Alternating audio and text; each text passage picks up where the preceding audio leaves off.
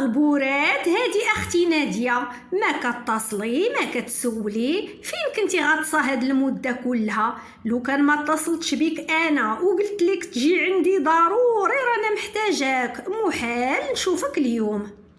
اختي نسيمه غير خلي هذاك الجمل راقد، اما انا اللي فيا كافيني، غير خليني بلا ما نبقى نشكي عليك. لا وها ناديه ما تقوليش بحال هاد الهضره، وعلاش حنا خواتات؟ الا ما كنتيش غتشكي عليا همك ونشكي عليك همي، عاودي ليا وقولي ليا شنو واقع معاك، يمكن نقدر نعاونك. من نهار دخلت من فرنسا واستقريت هنا في المغرب، واخا المغرب راه بلادي وعزيزه عليا، ولكن ما كنحسش بالراحه النفسيه. انا كنحس بالغربه وكنحس بالوحدانيه. انتي راكي عارفه انا عشت سنين طويله في فرنسا، وتما كاينين صحاباتي وجاراتي والمعارف ديالي، وحتى الولد الوحيد اللي عندي تزوج بهذيك القاوريه اللي تعرف عليها ومشى استقر معاها في بلادها. هذا وكان كيحسب لي عندك شي مشكل كبير، وعلاش انا فين مشيت تبقاي تجي عندي ونجي عندك ونتوانسوا مع بعضياتنا. عاد العائله راها عندنا كبيره وحبابنا كتار، فين نسيتيهم؟ انا عارفك اختي نسيمه غديري ليا خاطري شي شهوره ومن بعد تخوي بيا. انتي كتحماقي على راجلك وولادك واخدين لك وقتك كامل، اما العائله والحباب رانا كنتصل نسول فيهم مره، ولكن كنلقاهم مشغولين وما مساليينش ليا. اللي مشغول بخدمته بمشاريعه، اللي مشغول بدارو بوليداتو، وبقيت انا والوحدانيه الراس في الراس. انا عندي لك واحد الفكره، علاش ما ديريش شي مشروع في المجال اللي كيعجبك وكترتاحي فيه، من جهه تعمري به وقتك وما تبقيش تحسي بالوحدانيه، ومن جهه اخرى تدخلي منه الفلوس. في الحقيقه هاد الفكره اللي عطيتيني ما بيهاش ما طاحتش ليا على البال، وبيني وبينك انا كيعجبني المجال الازياء والملابس، نولي نستورد الملابس الجاهزة من فرنسا، وأنا عندي بزاف الأصدقاء والمعارف في فرنسا غينفعوني في هذا الموضوع، والخير موجود.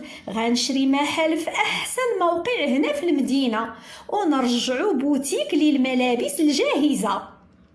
ايوا شفتي، يا قلت لك شكي عليا همك، رانا نقدر نعاونك.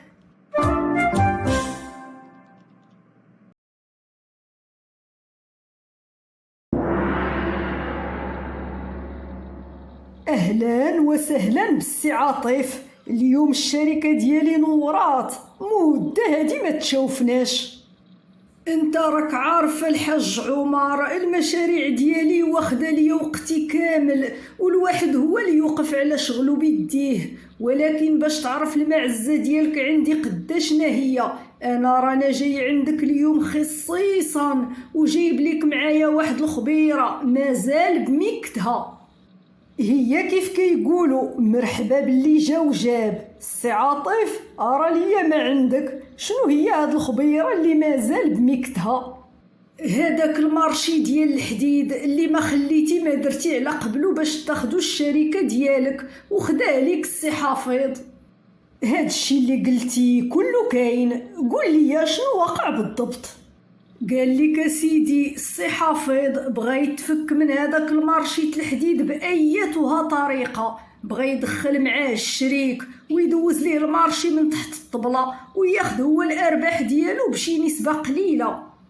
ويلي السي عاطف، هادشي كله وقع في السوق وانا ناعس على ودني وما جايب خبار، ولكن علاش السي حفيظ غيبغي يتفك من هاد المارشيت الحديد؟ الا من جهه الفلوس هو ما ناقصو خير، وإلا من جهه الخبره هو ولد السوق وشارب الحرفه.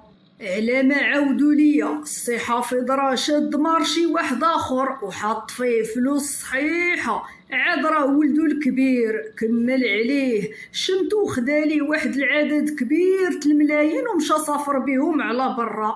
وانا عارفك الحاج عمر كنتي بغيتي هاد المارشيت الحديد، هادشي علاش جيت عندك اليوم وعاودت لك هاد الخبيره، ورانا متاكد منها كيف كنشوف فيك دابا قدامي. ايوا بالي وما تضيعش الوقت.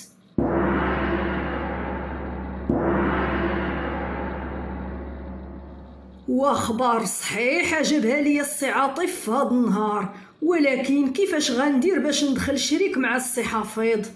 بلاتي الا كان عقلي ينفعني، السي حفيظ عنده واحد الولد كبير وواحد البنت صغيره، وإلا تناسبت معاه غيتيق فيا وغيدخلني معاه شريك في الشركه وفي المشاريع ديالو، وهكا غنولي اكبر رجل اعمال في المدينه. ولدي سفيان كان طلب مني نعاونو في مصاريف الزواج ديالو وانا رفضت. هذه هي الفرصه والوجيبه، غنزوج ولدي سفيان ببنت السي حفيظ، وهكا غنحقق الهدف ديالي.